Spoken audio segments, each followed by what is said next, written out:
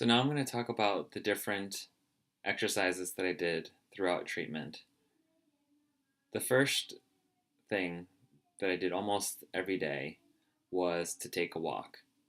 And I was in California in the winter, so it was a little easier to take a walk outside as opposed to, let's say, here in Minnesota. But that's something you can still get around in Minnesota if you want to go walk at the mall or something. But you do have to avoid people if you have a low immunity, which is often the case when you're on treatment. But one thing I did was to take a walk every day.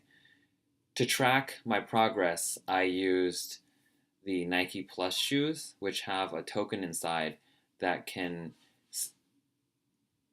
mark your speed and distance. And you can plot that over time to see how you're doing. And it often goes down when you're not feeling well, and as you're feeling better and you're improving, you'll see that improve. It's kind of a fun way to track your progress. Another thing, and it's not so much an exercise, but I would get physical therapy, basically lymphatic drainage through pressure massage. So this is pretty much you wear something you might wear to yoga, stretchy clothes that the therapist can work through, and they basically press and stretch your body and move your lymphatic fluid around. And I felt that after having that done, I really had a boost in energy. So that's something you may want to try. I worked with somebody who specialized in working with cancer patients at a Massage Envy in Sunnyvale, California, and she really helped me get stretched when I wasn't able to do the exercises that I normally did when I was not undergoing treatment. Another thing that I did once I felt a little better was I continued with yoga, and you will find that if you have a portin, you might be restricted by how high you want to move your arm, and but that's something you can try. And if you've done yoga before and you do it during your treatment, you'll notice areas that get tight, or during radiation, you might find that the areas that are irradiated get tight.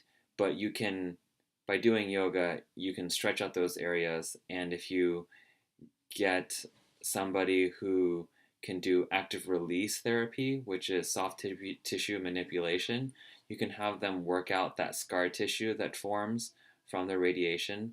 So I highly recommend that. Another thing I did was there was a program called Living Well, Living Strong in partnership with the YMCA.